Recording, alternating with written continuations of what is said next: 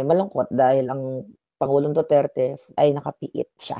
'Di ba narinig niyo naman yung kwento niya? Nagbibilin siya.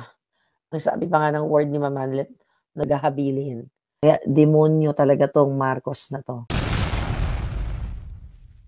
Dahil, Kalayaan Day pero, nakakulong yung Pangulong Duterte. Nagmumuni-muni tayo, nagnilay-nilay tayo. Dahil ang saya-saya, I don't know, gano'n yata yun, eh. Bigla akong nag-sink in lahat sa isipan ko, sa puso ko yung mga real na pangyayari, okey? Siguro kaya ganito yung feeling ko kasi I know, not first hand, yung feeling ni Ma'am Hanilet kasi kahit papaano nagkuwentuhan kami, siguro yun yung nagdadala sa emotion ko. I'm praying sana makalabas ng healthy at, maayos yung Pangulong Duterte na buhay, you know?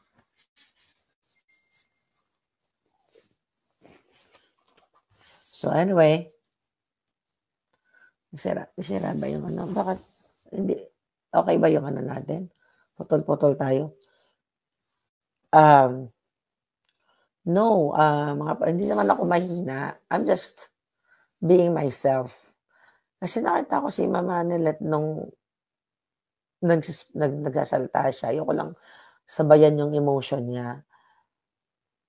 Hin yung iba kasi ano, paano ba? 'Di ba narinig niyo naman yung kwento niya? Nagbibilin siya. Ang sabi pa nga ng word ni Ma'am Manlet, naga nag naga Bisaya, nanunugon na ba, nagatugod sa Ilonggo, naghahabilin. Na I hope makalabas ng maayos ang Pangulong Duterte dahil nga noong June 12 ay nag-file na nga ng ICC ng interim release, which is alam ko rin kung saang bansa siya pupunta. I know, pero hindi ko puwedeng sabihin. Right?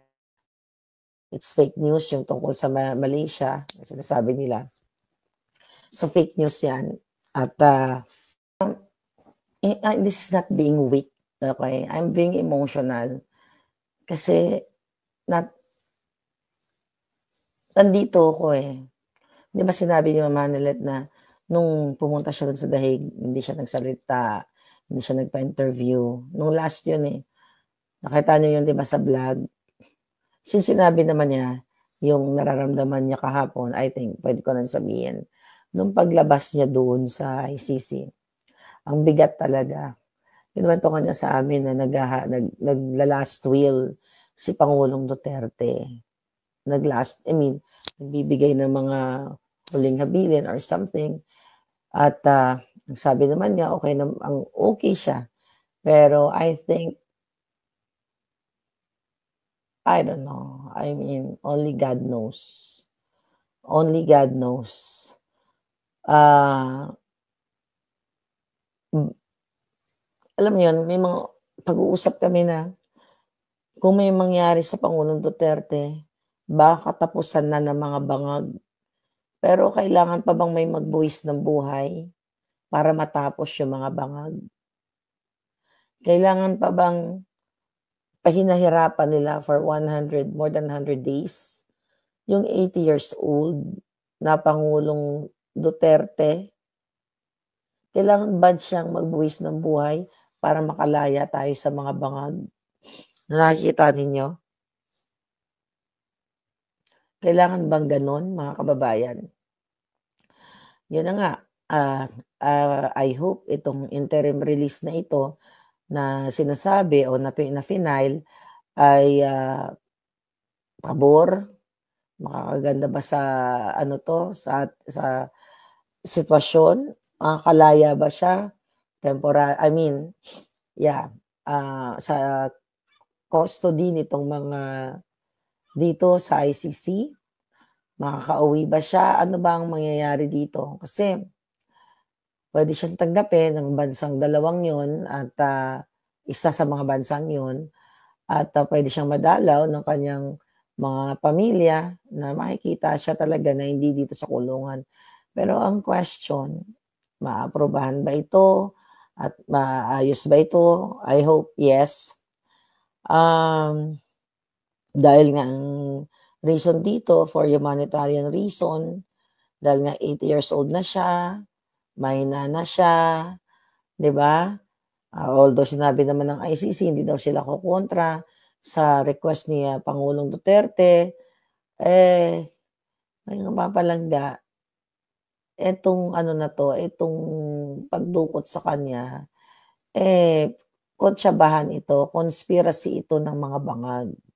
So, hindi talaga natin alam kung ito ay, pagbibigyan siya, pero yun na nga, ang sabi ni Spokes Harry Roque ay mayroong domestic legal remedy na kung saan puwedeng mapanagot ang Dutch government dahil, nung dinala ang Pangulong Duterte dito, nung kinidnap, ay yung nag-transport sa kanya ay Dutch,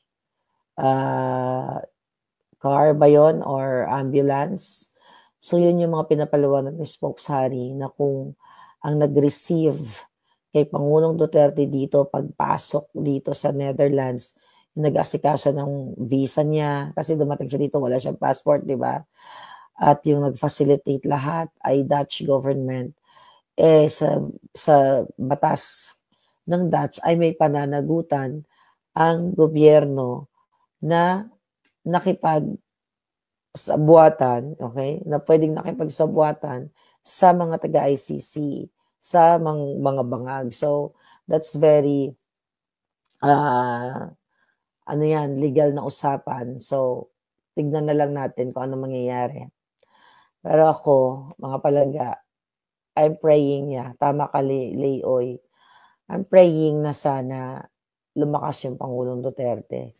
And I hope mag-exercise sa loob, magkakaroon siya ng,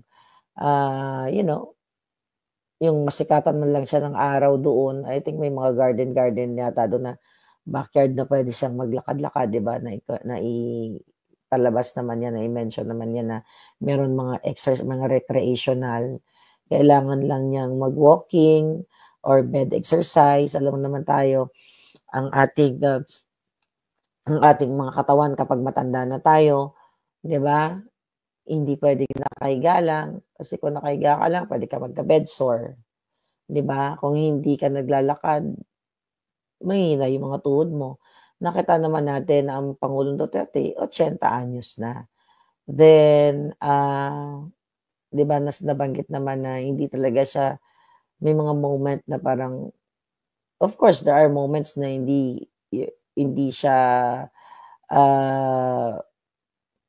hindi siya, yung mood niya mababa, So, yun lang ang kinalulungkot ko na sa kabila ng successful event namin kahapon, malungkot dahil ang Pangulong Duterte, araw ng ng mga tatay, Father's Day na ngayon, 'no, Sunday na ngayon, Father's Day, ay nakapiit siya. Paano ka magiging masaya? Paano magiging masaya ang mga anak niya? Paano magiging masaya ang mga anak niyang Pilipino na minsan sa buhay natin nung pamumuno niya ay nakaranas ng kahit papaano na ibsan yung mga panggigipit sa atin diyan sa airport at diyan sa mga iskinita, yung mga gano'n ba. Imaginin mo yung yung tough man, tough guy na katulad ni Pangulong Duterte nandito, nakakulong dahil kinidnap ng mga bangag. Kaya demonyo talaga tong Marcos na 'to.